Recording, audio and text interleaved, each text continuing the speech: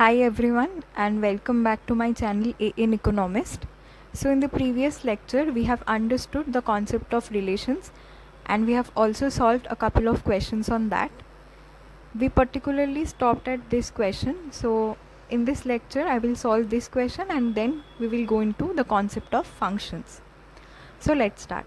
You have a set A which has these elements 1, 2, 3, 4, 5, 6 and we are given a relation R from A to A.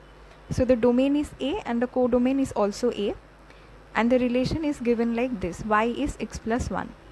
Then we need to write down the domain, range and the codomain. So it's pretty simple that you have to put in the elements in the place of x one by one and find out the y value. So let's do that. Put x equals to 1, y will be 2.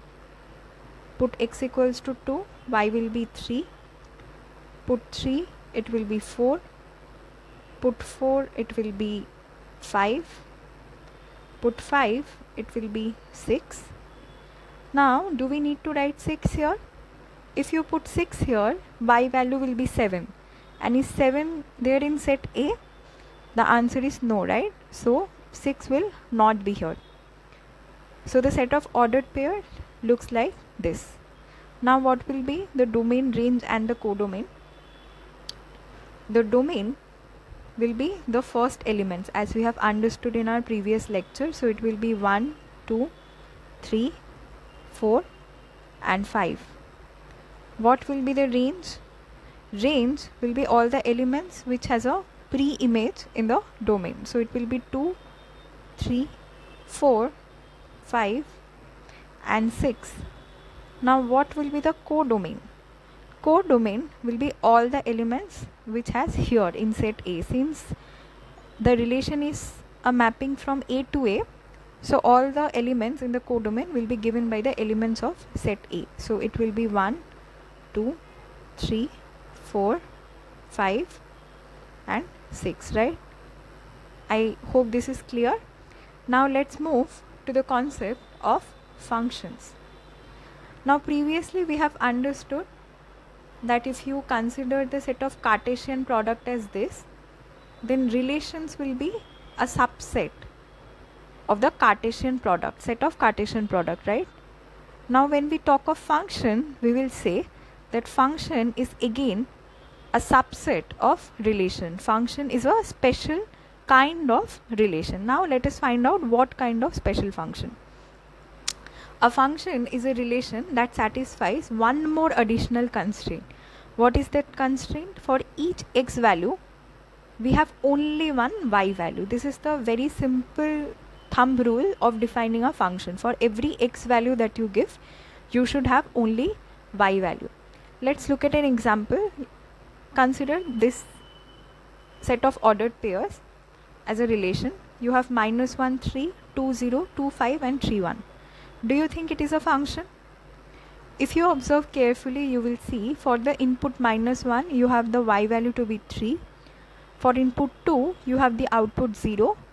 Again for the input 2, you have 5 as output. And for input 3, you have -1 as output. Now, since for each x value, we should have only y value to be considered as function, we will say this particular set of ordered pair is not a function. Why? Because for 2 you have 0 as an output, again for 2 you have 5 as an output. So for input 2 you have two different y values, right? The image in the set of codomain is not unique. When the image is not unique, you will say that it is not a function. So what I have written here, observe that in a function, no two ordered pairs should have the same first element. If you look at this example, you will realize that no two ordered pairs should have the same first element. It is the same thing as saying that every x value should have only one y value, right? It is the other way of saying this thing only. So what is the definition of function? The relation if from set A to set B, where every element of A has a unique image, right? Every element of A should have a unique image in B, is defined as a function from A to B. So we formally write f is a function from A to D. A is the domain and D is the codomain. So a function is a special type or a special case of a relation. So Cartesian product, if you consider it to be this big set, then relation is a subset of the set of Cartesian product, and function is again a smaller set, which indicates a special case of a relation. And I hope this is clear to you. Now what we say is that we have something called the function machine. So you can see this picture and visualize this thing, that function can be thought of a machine which takes input and gives a singular output or a unique output. For a unique input you must have an unique output. Suppose in this machine you put an input to be 3, and this machine has the structure of x square.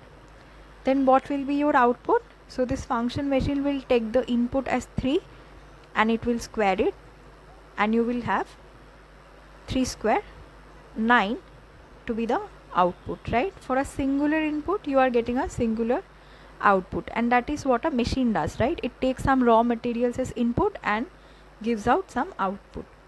Since each value is allowed only one value in a function, we can think of a function as a machine that eats values and spits back values, so that machine only spits one output for any input.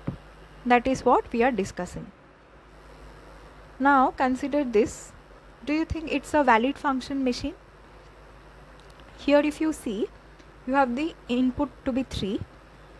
It goes into the machine and it spits back 2 different output, right? From the definition itself we know that it's not a function. For a single input you should have a singular output.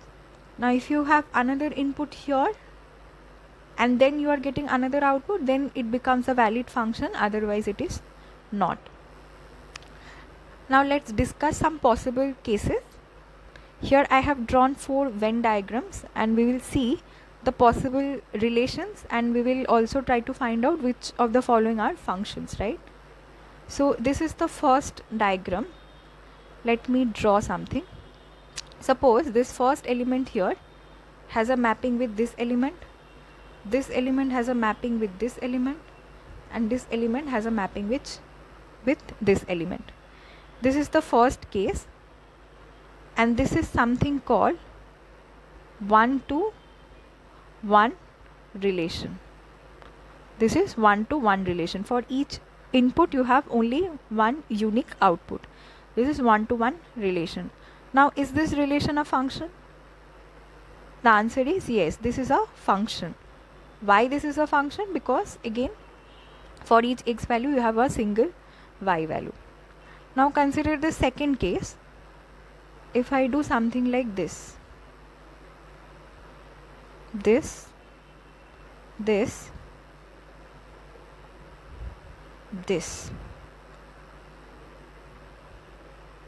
right? If you have something like this, then what do you think? Is it a function? Here this input has a mapping with this particular input also has a mapping with this, and this has a mapping with this. Is it a function?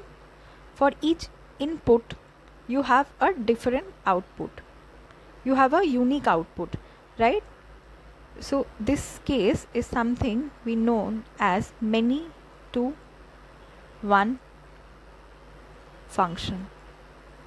It's definitely a function because for each x value you have a unique y value in the codomain, right? So it's a valid function. Now let us consider something like this. The third case, suppose you have this and you have this and you have this. Now in this case what happens is that only a singular input is there, but you have 2 different output here. It is called 1-to-many relation, and it's a relation and it's not a function because for a singular input you have 2 different outputs. Finally the fourth case,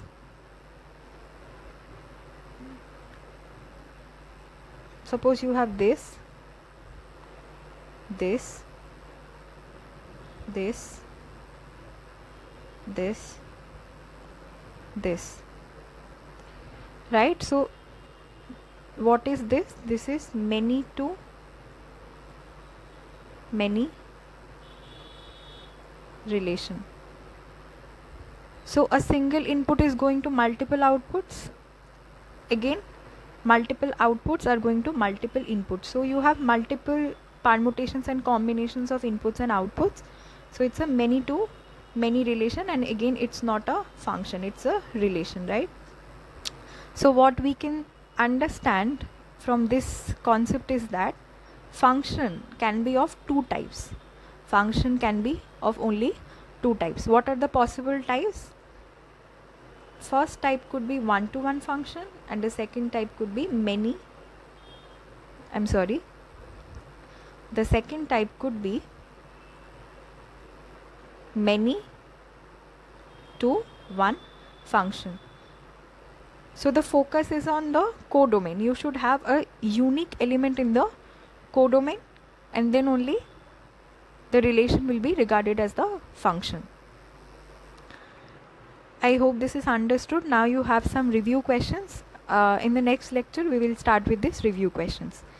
I hope you find this video helpful, and let's meet you in the next lecture.